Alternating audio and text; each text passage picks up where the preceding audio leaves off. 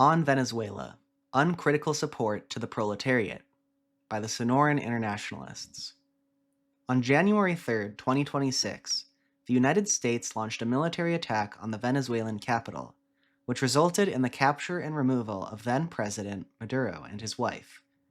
Regardless of whatever the justification given by the imperialist bourgeois state for doing so, it is very clear that this was little more than jockeying for control of ever more depleted natural resources and a portion of the Earth's surplus value, by ensuring the political domination of the Venezuelan working class.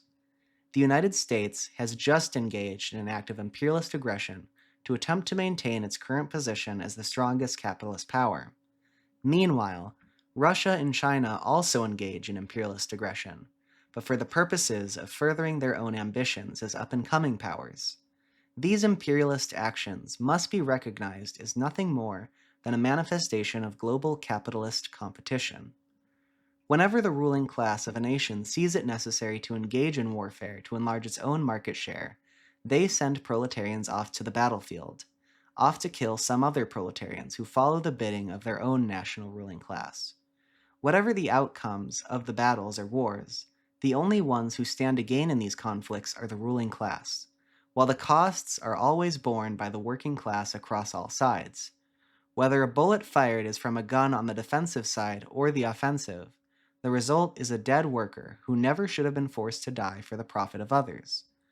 The signs are quite clear that capitalism, which has already outlived its historical condition, grows closer and closer to a third imperialist world war. Palestine and Ukraine are two other examples of imperialist powers vying for resources and strategic edge. Such military intervention will only continue to become more and more frequent and intense as the capitalist system draws closer to crisis. It must be understood that such competition is unavoidable under capitalism. It cannot be avoided by getting a good member of the bourgeoisie to rule over us, nor even, though this would of course never happen, a truly revolutionary member of the proletarian class party into the bourgeois government. War will likewise not be avoided by allowing a different imperialist bloc to hold sway over Venezuela, nor any other region of the world.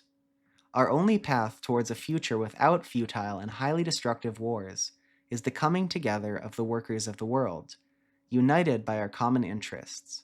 The abolition of nations, wars, wage slavery, and all the other manners of oppression present in our current system is an imperative that must guide us all.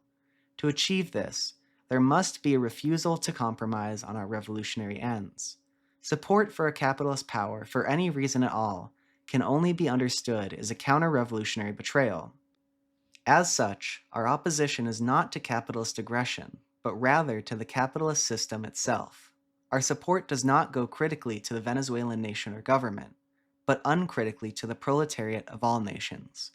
We stand for a united humanity, and we recognize that this cannot be achieved through the support of any nation or side in current imperialist conflicts.